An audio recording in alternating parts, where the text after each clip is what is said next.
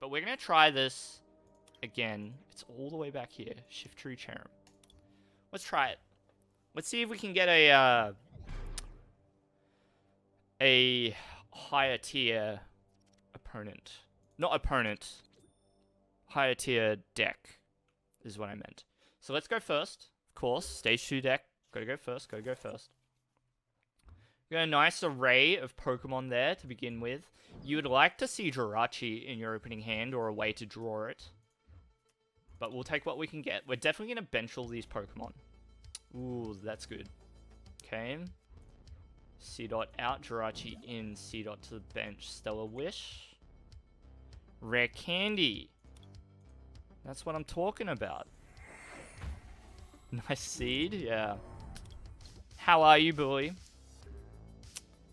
We're playing not Gardevoir tonight. We're playing Shiftry. Our opponent's playing Path to the Peak. We don't care. Oh, we do kind of care because we do play Oricorio. Marnie. Well, that's a shame. We would have liked to have kept the Rare Candy Shiftry. Shiftry makes it so all of your opponent's supporters become a Charent. They just become a draw of 3. Which is hilarious. Okay, what do we do here? I think the play is to wish straight away.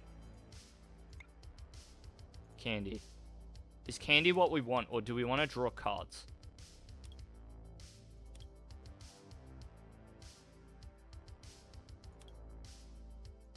Oh, I sort of want to draw cards, dude. I sort of want to draw cards.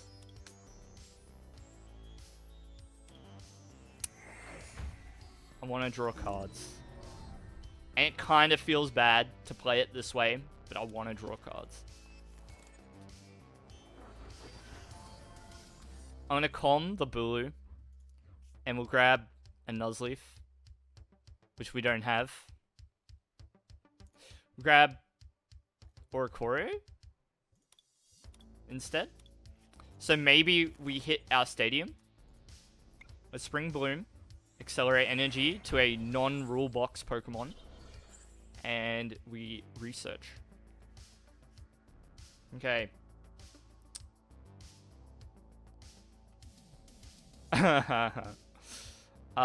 So, what do we do with this hand?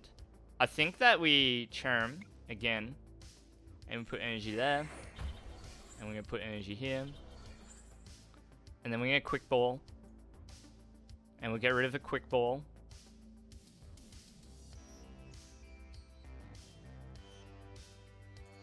And we'll grab a C-Dot. I think we'll do it like that. Okay? And then we're going to pass. And now my opponent's been given the proposition. You've got one more turn to play supporters. So let's see. See if it works out for us. So they're playing a Cinccino. Cinccino will make this deck a bit more resilient to what we're trying to do. So it might be a bit difficult. Frostlass is interesting too. It's a bit tricky. What have you got? What have they got? Calyrex. So this thing is going to knock out probably 4 of our Pokemon by itself.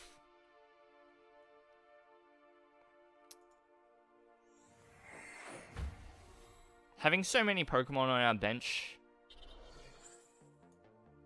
Maybe if we scoop up a C-Dot, or we just don't bench any more Pokemon, it means they can't use Ride of the High King every turn. Ooh. Their hand must be looking a bit ordinary. So we're going to Bruno. And then we'll Oricorio after. Good. Good. Grab that. I think we Oricorio first. Colroy Mustang, hello. Turffield. Grab a Shiftry. And Evolve. And we'll do it again. Incense. Shiftry, and evolve. And we're going to Spring Bloom and put some energies down on C-Dot. And we won't bench another one because we want our opponent to discard energy with max lands. Also, we're going to be really annoying, right? Let's do that. And force them to switch. So they can't just, like, keep attaching to the Ice Rider. Okay, that's not too bad. That's alright. They're gonna go for the Frostlass here, probably. Yeah. So they get to attach an energy with that card, which is pretty cool. Why? Why not just play the boss? Odd. You could play the boss and draw 3, and then you could Cinccino and draw more. Very strange. And then they... Okay, alright, yeah. Understood. Okay, their bench is looking pretty barren now. They're going to be stuck drawing 2 a turn with Cinccino. At least for a little while.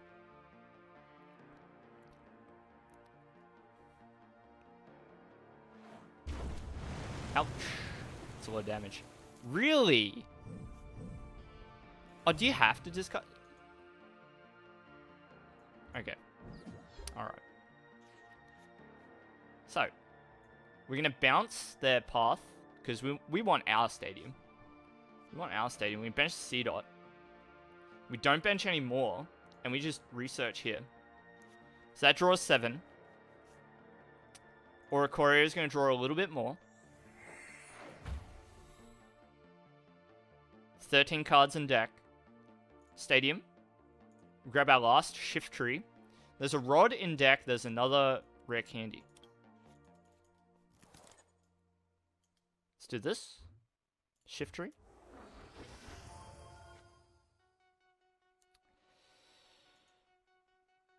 Probably accelerate energy to C-Dot.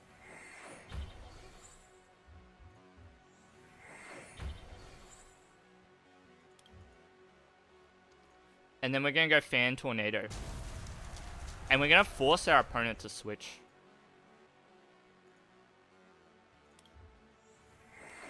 Because that's super annoying for them. Now, they have no way to they can't accelerate because they don't have a way to play Melanie. Well, they can play Melanie, but it's not going to draw them cards. We're going to boss his orders and knock out the Ice Rider. Yep, draw 3. Now what? What will you do? Air balloon. That works. Still looking good. Still looking alright. Okay. If they didn't draw a water energy, that's a waste. Snow Run.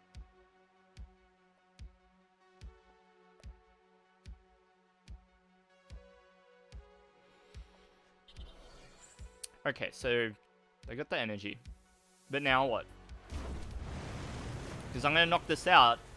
They'll have no energy left in play. So we're looking alright. I would say we're looking alright. And we're going to Brock here too. Yeah. So I think we just take those and all the energy.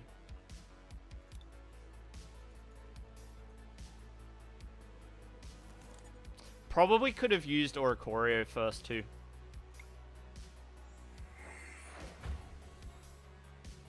Ooh. Now we Stadium. Grab the Shiftry. Candy to C-Dot. Yep. We start juicing our Tapu Bulu. Start juicing it.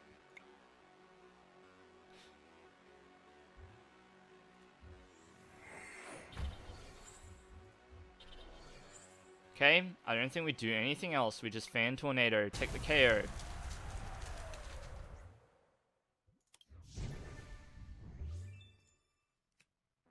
Ooh, there's the Shaman too.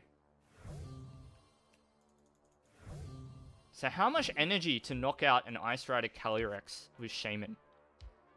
It would be 11. If we can get 11 energy into play, which would be every single energy that we have, then maybe.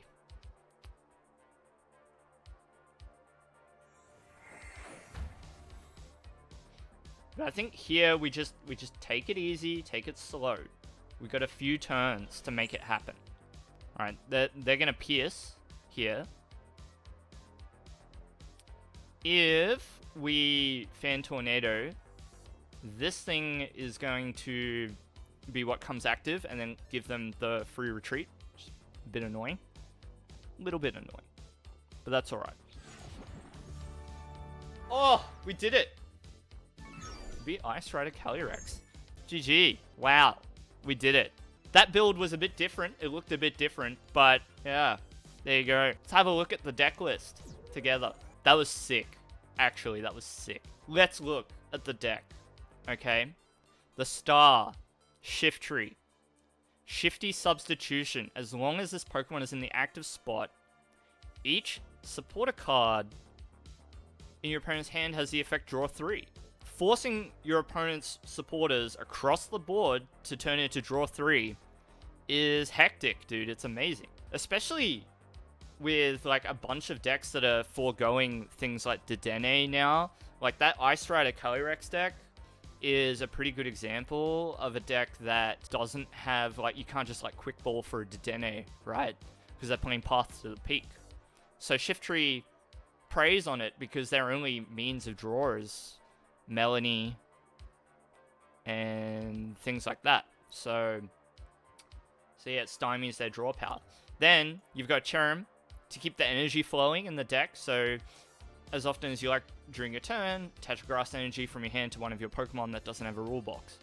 I guess, like, instead of playing Cherrim, you could play EXP Share and try and do it that way. But I like the Energy Excel. And then to round things off for your offensive threats, you got Tapu Bulu with Nature's Judgment. You can discard all the energy to do 80 and 80 more. It's very reminiscent of Tapu Bulu GX. And then Shaman Prism Star, which does 30 times all the energy you have in play. So I would use Shaman as your, say, 5th attacker. So after you run through all your Shiftries, Shaman towards the end. And then on the turn you're trying to win, Tapu Bulu is probably the card. I don't know. Or you just try and win on the last turn with Shaman as well, because its damage can scale up as much as you want. To help with your setup, you got a couple of Jirachi. Looks in the top 5 cards of your deck for a trainer. So very useful in Stage 2 decks. Or a Choreo, Dance of Tribute. I like this card a lot. You draw 3 every time one of your Pokemon get knocked out. It's very powerful. Between that and then Bruno and Professor's Research, you're drawing like 10 cards a turn. So it's pretty hard to miss what you're looking for. And then you round things out with the usual suspects when it comes to your items and supporters and whatnot. So that's the deck. I sort of thought about it today. I was like, I really want to play Shiftry. I want to play this deck. And so, you know, and I'm gonna enlarge myself on the screen a little bit, okay, and sit next to Shiftry here. So I just wanted to have a chat about Pokemon. You're all here and you like Pokemon, right? Here's the thing about Pokemon. We often only really think about the one way to play Pokemon cards. And I've written about this before in articles online. Unfortunately, those sites, or the site in particular that I'm thinking of, is offline these days. But particularly in this era where we've not been able to leave our homes, that for our own safety and for the safety of others, we've had to make do with the Pokemon trading card game online. We have to make our own fun sometimes. And I mean, it's so good that we have tournament circuits, we have Limitless, we have so many different tournaments to play in. We've had the team challenges, we've had the Players Cup, we've had all that stuff, right? We've had no shortage of competitive ways to engage with Pokemon, but the problem is that there's another aspect to Pokemon cards and playing at like a hyper competitive level that's sort of lost in the sea of playing tournament games online all the time, and it's that you don't have that personal connection anymore. I've seen people talk about it on places like Twitter. You get your round opponent, you add them on PTCGO, GLHF, you play 3 games, and then you just don't talk to them again. You may not even remember what their name is. You don't have a face to put them to. You don't get to catch up with them between rounds. Hey, such and such. After you played your hectic game round 2, are you still in it? Oh, nah, dude, I'm like 4-3. I'm donezo. I'm just playing it out for fun. Or people drop, There's less motivation to continue playing once you 2 losses and you're out, right?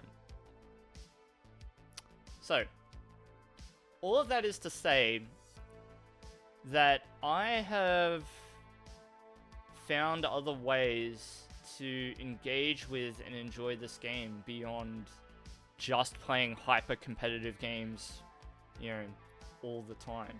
I've turned into a bit of a rogue decker through no means of like wanting to do that on purpose, right? I've gone entire years playing tier 1 decks. I went a whole year playing only Volcanion EX. Played 6 months of Genesect Virizion. My first competitive deck was Lux Chomp, and that was about as competitive as it gets. But in this era where we have to make your own fun, you start thinking to yourself, instead of thinking I want to win tournaments, I think to myself, can I win with a card like Shiftry? And instead of thinking like I want to win a tournament, I just think I just want to play like a fun game of Pokemon cards. And it's something that's kind of lost, like, amongst all this content about like playing tier 1 decks and discrediting cards that are just never going to be good, and doomsaying, the format, and single prize Pokemon are never going to be good again, and VMAXs are terrible, and stuff like that. I think you just have to shift the paradigm of the way that you want to enjoy this game, the way you want to play this game. Okay, for a lot of people out there who play Pokemon, it's social, right? And you can't do that anymore. Not at the moment. It's hard. You have to find new ways to enjoy the game. So let's think about stage 2s. I titled the stream "Thinking Outside the Rule Box" for stage 2s. I just wanted to talk a little bit about how I think about stage 2 cards, and how you, the viewer, might turn to your collection and be like, can I make this card work? For a stage 2 card to be good, there has to be some kind of value proposition, right? You've got Shiftry here in front of you as an example. And the value here is that it's got a very disruptive ability, right? Think about it. So there's a lot of abilities in the game that say, as long as this Pokemon is active, blah. Okay? And a lot of those effects get discounted because, my opponent can switch. My opponent can play boss. Things like that. Shifty substitution makes it so they can't do that. It's hilarious. And Fan Tornadoes, whatever, it's good damage and low energy. So that's the value there. It's a powerful ability and it's quite unique. Right? It's a lot more disruptive than your standard ability. So what you have to remember is that there are a lot of really underwhelming stage 2 cards. Let's have a look real quick. We'll just go filters and we'll just go stage 2, go apply, and we just scroll through and have a look for like this Beedrill, for example. 80 damage, your opponent's poisoned. So it is a single prize attacker that's capped out at 90 damage. Right? You don't have to run it alongside anything. So its value is that you can attack with it for a single energy. But why? Your opponent can just knock him out turn after turn. And it's a lot easier for your opponent to put up new attackers if they're playing Vs or VMAXs than it is for you to put up Beedrills, because you have to evolve them. And what I'm trying to say with all of that is that there's some Stage 2 Pokemon that just suck. There are a lot of Pokemon that just suck. They just suck. And there's not much you can do about it. But if you go through your collection, and instead of thinking like, I want to play my favorite Pokemon, and you think to yourself, I want to look for something that's a bit juicy, a bit wacky, you might find something like Shiftry. And then you can think to yourself, okay, is there something I can do with it? There's always going to be a gap or a weakness that has to be compensated for. Universally, when it comes to Stage 2s, it's to do with consistency and stability. The thing about rule box Pokemon, so about VMAXs and Vs and stuff like that, is that they will stick to the board and they don't leave the board for at least a couple of turns. So you can plan around them. Stage 2 Pokemon are really hard to work with because their HP is so low that they get knocked out straight away, and they're not easy to get into play because you often need to play it alongside Rare Candy. I say often, but not always. And the ones that don't need Rare Candy, they're good. Okay, often they're good. Or they have much more potential to be good. Sometimes, when you've got a Stage 2, so maybe you've found, like, the Stage 2 that you want to build a deck around, right? Let's think of, like, one that might be on the worst side of bad. Think of Pidgeot. Let's say I really wanted to build a deck around this Pidgeot, and Spin Storm is the attack that you're going to be utilizing, right? So your opponent puts their active and all cards attached to it into their hand. You've got to find a way to really lean into the strength.